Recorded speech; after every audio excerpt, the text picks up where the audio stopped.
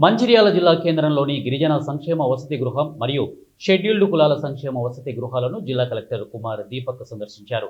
ఈ సందర్భంగా కలెక్టర్ మాట్లాడుతూ విద్యార్థులకు ప్రభుత్వం అందిస్తున్న అన్ని రకాల సౌకర్యాలను హాస్టల్ విద్యార్థులకు అందిస్తున్నామని చెప్పారు.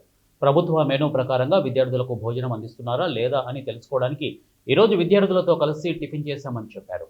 మంచిర్యాల జిల్లాలోని ఏ ప్రభుత్వ హాస్టల్లోనైనా ఏవైనా ఇబ్బందులు ఉన్నట్లయితే వారి దృష్టికి తీసుకురావాలని తెలియజేశారు.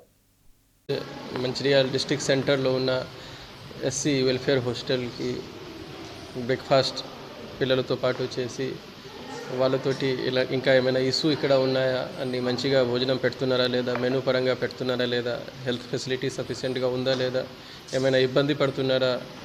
ఇది పోస్ట్ మెట్రిక్ హాస్టల్ ఉన్నాయి కాబట్టి పిల్లలు పెద్ద పెద్ద దే ఆర్ మెచ్యూర్డ్ చిల్డ్రన్ ఇక్కడ ఉన్నారు.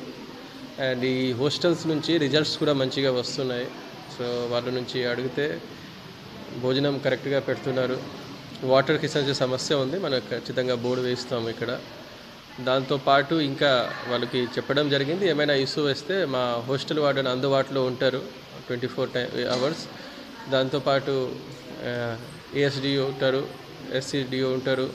సో అందరూ ఈ హాస్టల్ సంబంధించిన రెసిడెన్షియల్ స్కూల్ ఫెసిలిటీస్ సంబంధించిన and other educational institute facilities సంబంధించిన జిల్లాలో ఏమైనా గవర్నమెంట్ ఇచ్చిన ఇన్స్ట్రక్షన్స్ పరంగా మనం ఫుడ్ పెడుతున్నాము, అన్ని రకాల ఫెసిలిటీ ఇస్తాము. రాష్ట్ర ప్రభుత్వం కూడా హాస్టల్ మీద రెసిడెన్షియల్ స్కూల్ ఫెసిలిటీ మీద ప్రత్యేకంగా ఫోకస్ పెట్టారు.